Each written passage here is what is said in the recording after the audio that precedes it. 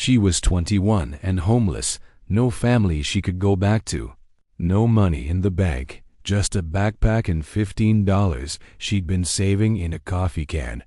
And with that $15, she bought a rusted houseboat tied to a forgotten dock on a tidal creek inlet in coastal South Carolina. The hull leaked. The cabin walls were rotting. The marina owner said she'd be lucky if it stayed afloat for a month. But what nobody knew was that below the deck of that old houseboat, hidden in a compartment that hadn't been opened in over 45 years, was something that would change her life forever.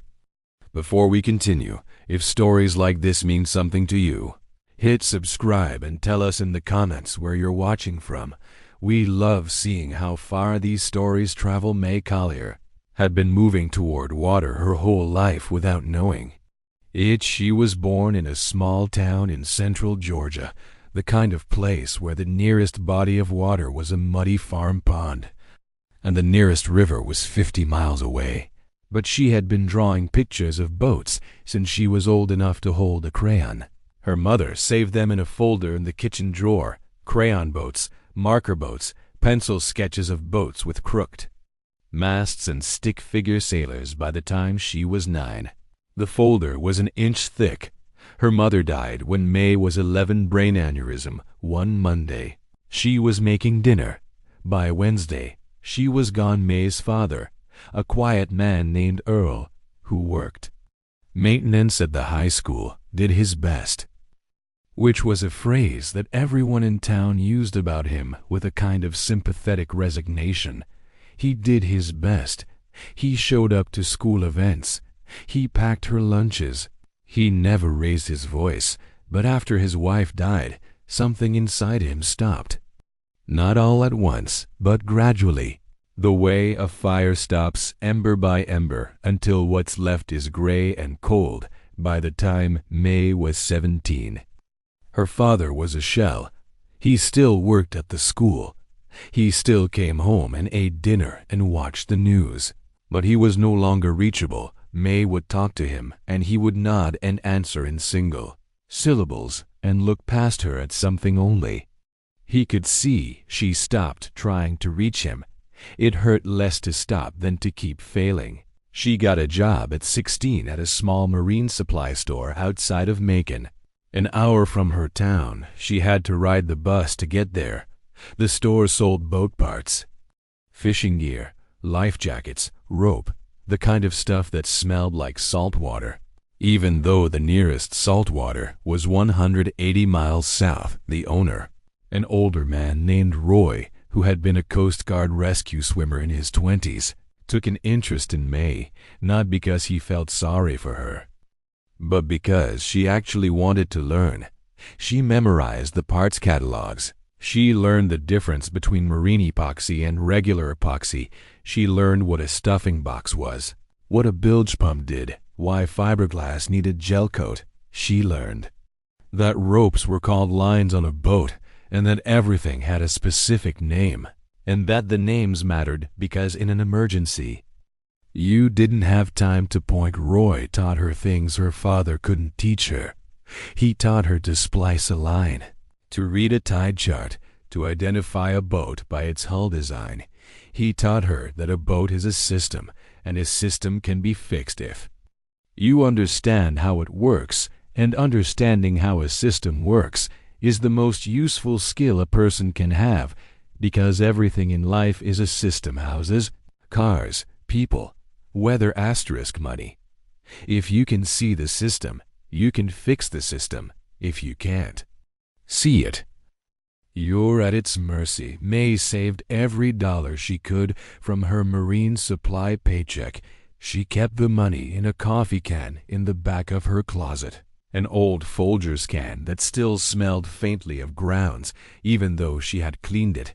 By the time she was 18, she had $940. By the time she was 21, she had $1,280. Her father died on her 21st birthday, heart attack. He was sitting in his recliner watching the evening news. Mae found him when she came in from work. The television was still on.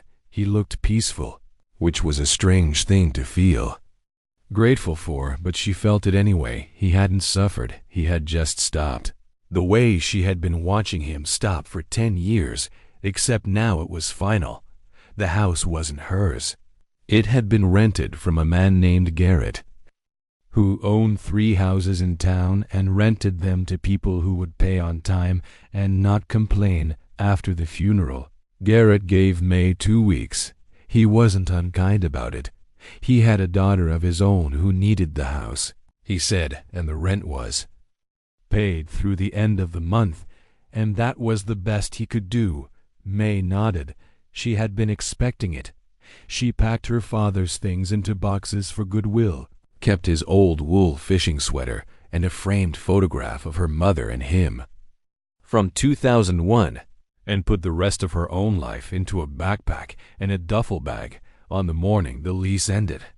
She walked out of the house with her bags and her coffee can and stood on the porch and looked at the door for a long moment before she pulled it.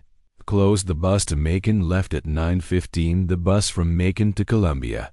Left at 11:40. Mae had been thinking about South Carolina for months. Roy had a brother who ran a marine repair shop on the marsh outside of Beaufort. Roy had said more than once that if Mae ever wanted to learn boats from the inside out, his brother would teach her. She hadn't planned to take him up on it, but standing in the bus station in Macon with everything she owned in 2 bags and $1,265 left in the coffee can, she realized she had nothing else to plan toward. She bought the ticket. The ride south was long. Georgia rolled into South Carolina as the land flattened and the air grew thick and wet. The trees changed pines, giving way to live oak and palmetto, their roots standing in dark water like the legs of patient animals. Spanish moss hung from the branches in long gray curtains. Mae watched it all through the bus window with the kind of attention she gave to anything she was trying to memorize. This was a place she had never been but had always somehow known about. The way you know the shape of a word in a language you don't speak. She arrived in Beaufort at dusk. The bus station was a small concrete building beside a gas station, and Roy's brother, a man named Clyde, who looked exactly like Roy but with a beard, was waiting for her in a dented Ford F-150. He didn't say much on the drive to his shop.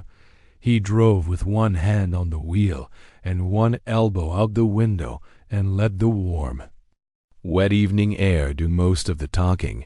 The shop was on a tidal creek inlet about 12 miles outside of town, an open-sided wooden building with a corrugated metal roof and a small dock that extended into the dark water.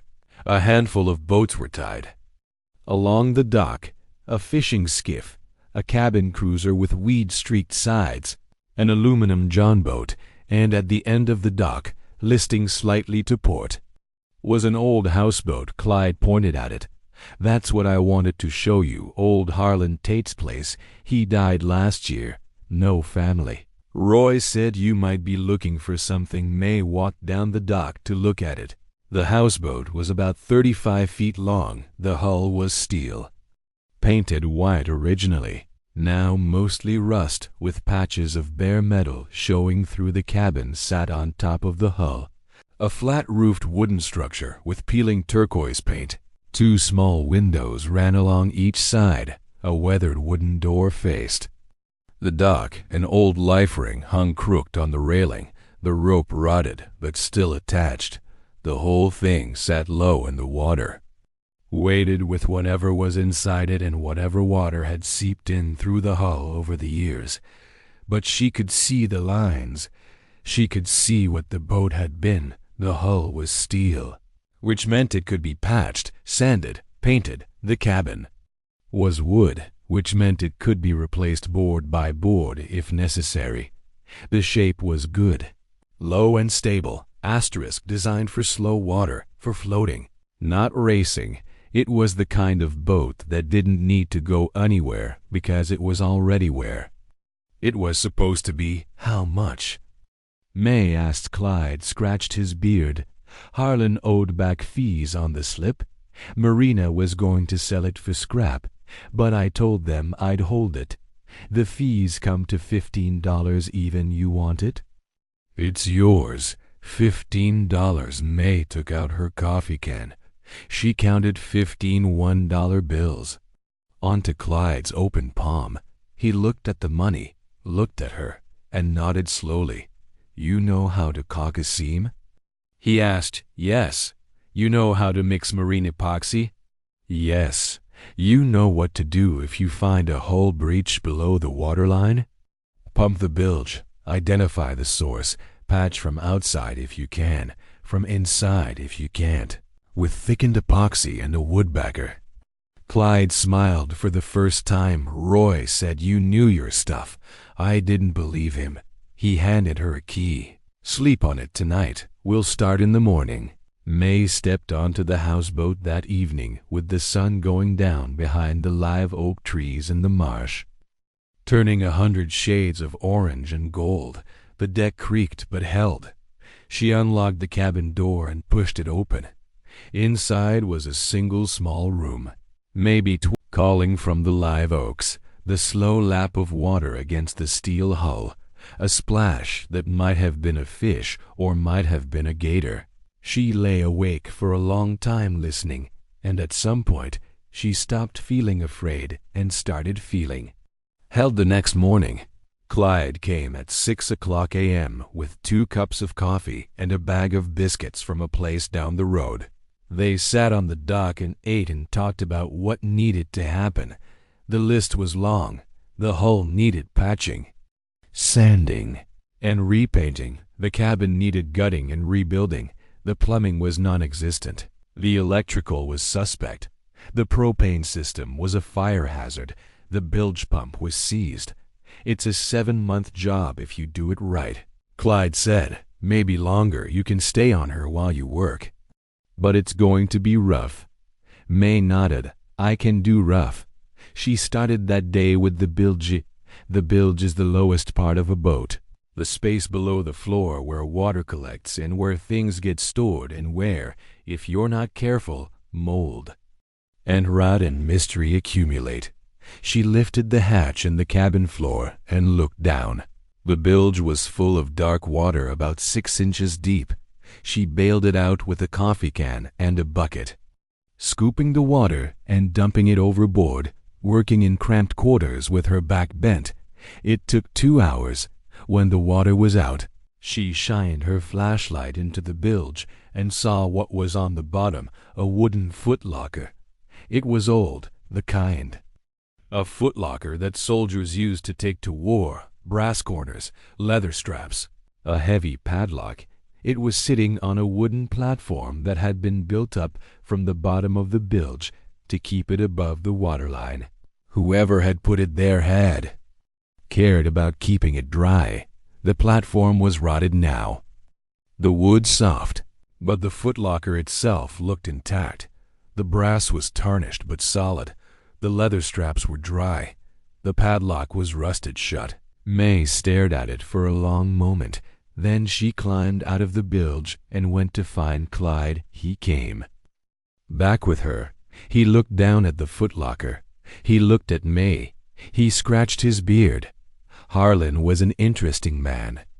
He said, did 3 tours in Vietnam, came home and lived on this boat for the next 45 years, never married, worked as a mechanic in Beaufort, saved everything, spent almost nothing. People used to wonder where his money went. Nobody ever asked because Harlan wasn't the kind of man you asked things. He paused. I think we just figured out where it went. They lifted the footlocker out of the bilge together. It was heavy, surprisingly heavy the way old wooden chests are when they're full of metal. They set it on the deck and Clyde handed Mae a hacksaw. It's your boat, he said. You should be the one. Mae cut through the rusted padlock. The lock fell to the deck with a dull metallic thud. She unbuckled the leather straps. She lifted the lid inside. Wrapped in oilcloth were rows of small canvas bags, each one was tied with a piece of twine and labeled with a date written in faded ink on a paper tag. The earliest date was 1976. The latest was 2020. The year before Harlan died, 45 years of bags. Mae lifted one. It was heavy. She untied the twine and opened the bag coins, old silver coins, Walking Liberty $50 and Morgan silver dollars and Mercury dimes, dozens of them packed tightly inside. The canvas. She lifted another bag, more coins. A third, this one, held paper money instead. Old bills folded in half and held with a rubber band. A fourth held a mixture. A fifth held only dimes. A sixth held only quarters. There were 48 bags in the footlocker, one for each year between 1976 and 2020, except for 1983 and 1994, which were missing. Each bag held what Harlan had been able to save that year. Some years were heavier than others. The bag from 1979 was almost empty. The bag from 2005 was so full the seams strained. Mae counted everything. It took 2 days. Clyde helped her with the coin appraisals. He knew a coin dealer in Walterboro who came out and looked at the silver content and gave her honest numbers. The total in coins and bills together came to $52,400. At the bottom of the footlocker, beneath the last canvas bag, was a folded American flag and a sealed envelope. The envelope was addressed in spidery handwriting. To whoever finds this may open it and read. My name is Harlan Tate. I was born in Edisto Island, South Carolina in 1945. Served in the United States Marines from 1963 to 1969. I came home with a head full of things I couldn't put down, and the only place I could put them down was on this boat. On this water, where it was quiet enough to think and small enough to handle. I bought this boat in 1976 for $500, and I have lived on it ever since, every year. I saved what I could in a bag with that year written on it. I do not have family. The men I served with are mostly gone. There is no one to leave this to, so I am leaving it to whoever finds it. If you found this footlocker, you came onto my boat for a reason. Maybe you needed a place to be. Maybe you were trying to build something. Maybe you were just lost. I was all of those things once. I hope this helps. The boat is a good one. She has carried me a long way without ever moving from her slip. Some boats are like that. Some lives are like that. Take care of her. Harlan Tate. June 2020. Mae read the letter twice. Then she folded it carefully and put it back in the envelope and sat on the deck of the houseboat with the morning sun coming up over the marsh and the live oaks casting long shadows on the water. She didn't cry, but her throat was tight, and she thought about her mother and her father and Harlan Tate and everyone she had ever loved and lost, and she understood, for the first time in her life, that being lost and being found were not opposites. They were the same thing, just at different times. If you're enjoying this story, take a second and subscribe. It helps us keep making stories like this one. And tell us in the comments, have you ever found something on the water that changed how you saw your own life? Clyde helped her open a bank account in Beaufort the next day. He drove her in the dented F-150 and waited in the parking lot while she went inside with the canvas, bags, and a paper grocery sack. The teller was a young woman about Mae's age who took one look at the contents and called for the manager. The manager, a gullah woman in her 50s named Nadine, looked at Mae carefully and asked if she could explain. Mae showed Harlan's letter. Nadine read it slowly, her finger moving across the lines, and then she handed it back and said, "You take care of that boat, sweetheart." Harlan was a good man. Mae used part of the money to do the work right. She rebuilt the houseboat over the next 9 months, working alongside Clyde in his shop, learning everything she could about hull repair and marine carpentry and electrical systems. The hull came first. They hauled the boat out of the water using a winch system Clyde had built years ago, sliding it slowly up onto a set of heavy wooden blocks in the yard behind his shop, out of the water. The houseboat looked even worse than Mae had expected. The hull was pitted with rust along the entire waterline, and below the waterline she could see 2 places where the steel had been patched once before, decades ago, with what looked like sheet metal screwed in place. Whoever had done it had done a quick job. The patches were still holding, but barely. She sanded the entire hull down to bare metal, working with a power sander hour after hour, her arms shaking by the end of each day. The work was loud and dirty, and her ears rang at night even with foam plugs, and her shoulders ached so badly she could barely raise them above her head when she got into her sleeping bag at the end of the day. But she kept going day by day. The rust came off and the bare steel appeared underneath, dull silver in the morning light, warming to bronze when the afternoon sun hit it. By the end of the 2nd week, the hull was clean. Then she ground out the rust spots with a wire brush attachment, treated them with phosphoric acid to convert any remaining rust to inert iron phosphate, and applied marine epoxy to the worst sections, building up the metal with thickened resin layer by layer. Clyde showed her how to feather the edges so the patches would flow smoothly into the surrounding steel. He showed her how to mix the epoxy to the right consistency, not too thin, not too thick. The way you mix peanut butter and jelly for a sandwich, he said, until it stays where you put it. She did the bow first because the bow was the worst, and when she got it right, she did the rest the same way.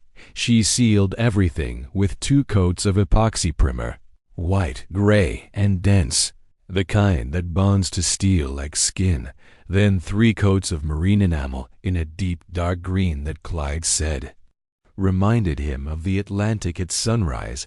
The color came from a paint mixer at a marine supply in Beaufort, who had been blending custom marine paints for 30 years, and who took one look at Mae and said, "I know exactly what color you want, hold on." He came back with a quart of dark green so deep it looked almost black, and when Mae painted the first stripe on the bare hull and stepped back, she knew he was right. It was the color of water at night, the color of sleep without dreams, the color of safety. When the hull was done, it looked like a different boat.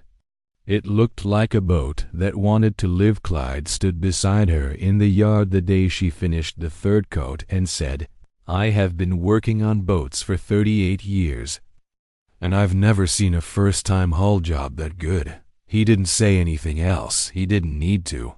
The cabin was next. She got it down to the steel frame of the deck, pulling out the rotted plywood walls in chunks, ripping out the corroded wiring, removing the broken propane stove with a wrench and a lot of swearing. She filled 3 trash bags with mildewed insulation and old fabric and the carcasses of dead spiders. When the cabin was empty, the steel deck and the frame stood bare in the March sun, and she could see the bones of what she was rebuilding.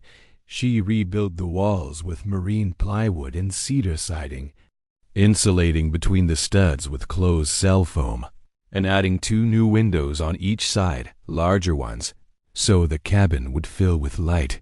She rebuilt the roof with marine plywood, rolled roofing material, and a small skylight in the center that let a beam of sun fall directly onto the table she was going to build. She tore out the corroded propane stove and installed a new one, properly vented this time with a regulator and a shut-off valve and a CO detector mounted to the cabin ceiling above it.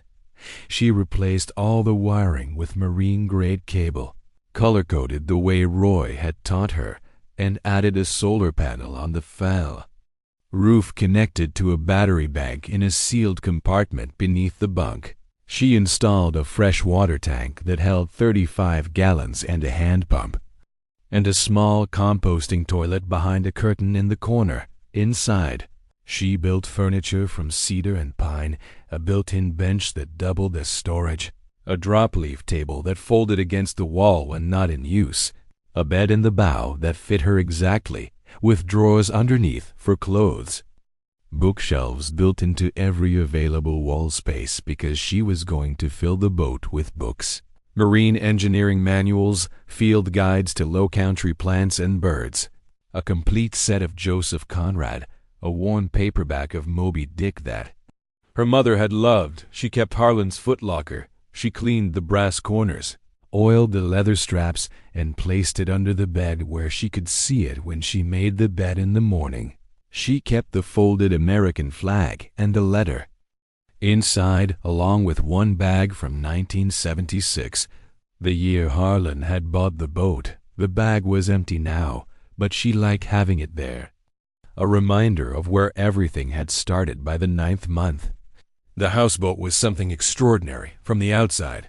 It looked like a different vessel, the deep midnight green hull, the rebuilt cedar cabin, the gleaming new fittings, but the bones were the same. It was still Harlan's boat, still the same shape, the same slip, the same low, steady float on the marsh water. Mae had not transformed it.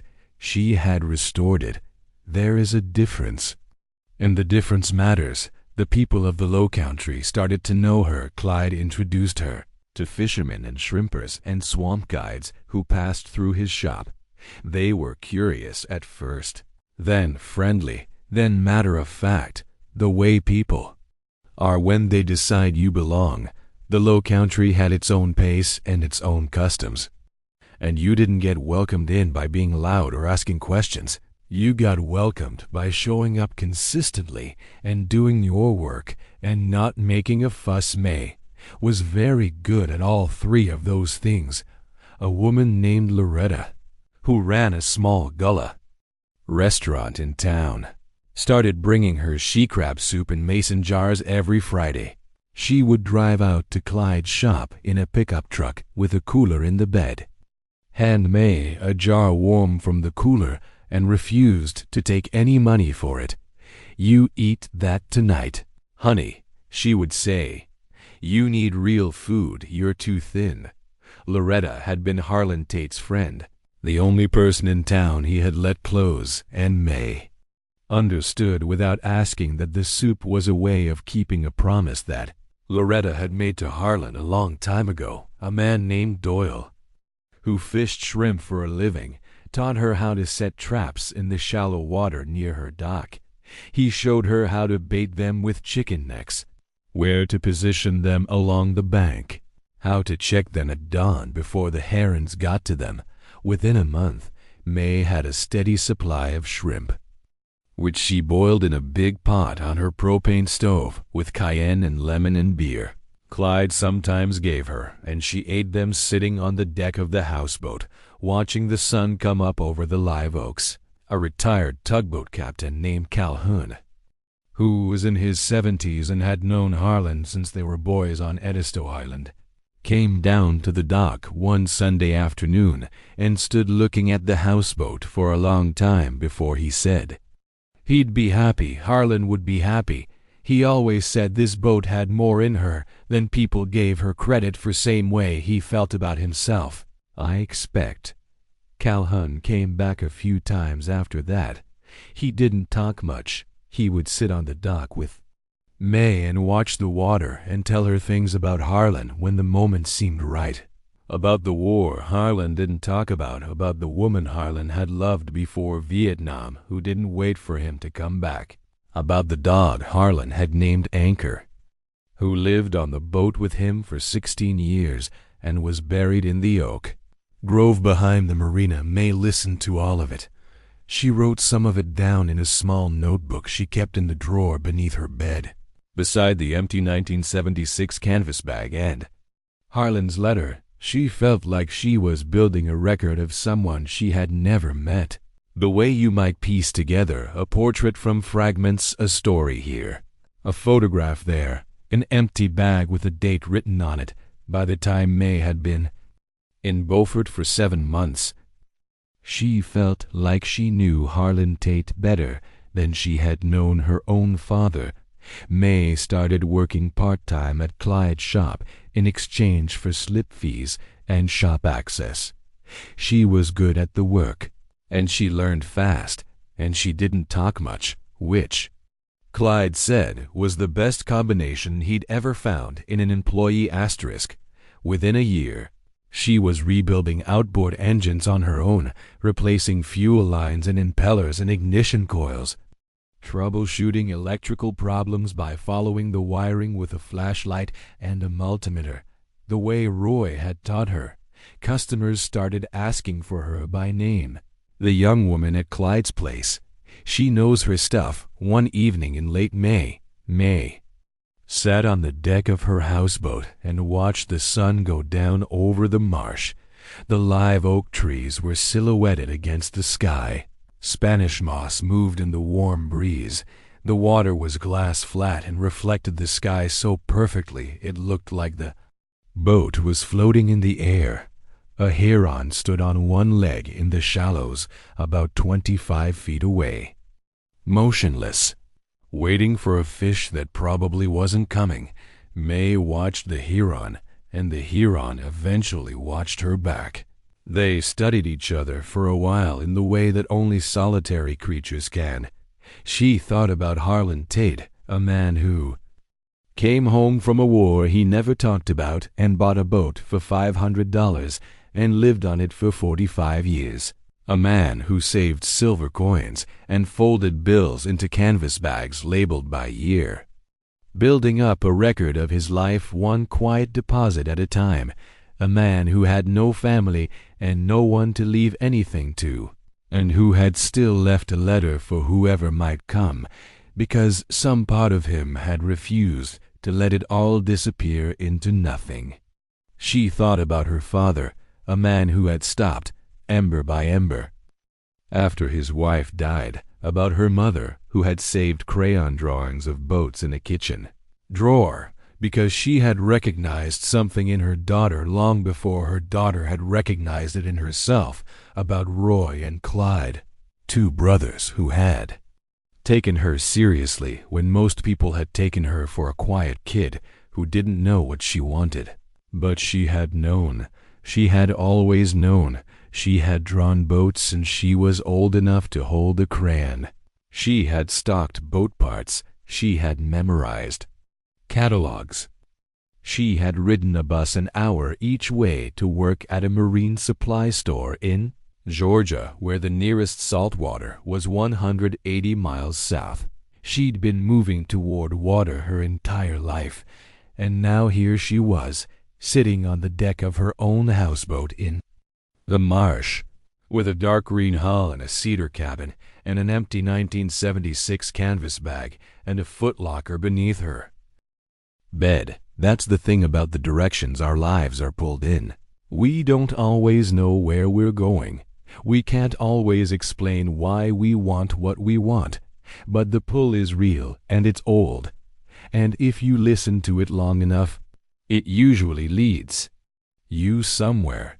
For some people, that somewhere is a place they were born to, a family business, a hometown, a profession their parents chose for them. For others, it's a place they have to invent, a boat on a marsh, a mill on a creek, a schoolhouse in the woods, a lighthouse on a cliff, a church on a dirt road in Georgia. The form doesn't matter. What matters is whether you can stand inside it, look around, and feel something settle in your chest, something that says, this is the place, this is where I begin. Mae Collier was 21 years old and homeless. She had $15 to her name, and she spent it on a rusted houseboat on a marsh in coastal South Carolina. It was the best $15 she ever spent. If this story moved you, subscribe to the channel and share it with someone who needs to hear it, and tell us in the comments, what's a place you've been pulled toward your whole life? We'd love to hear your story. See you in the next one.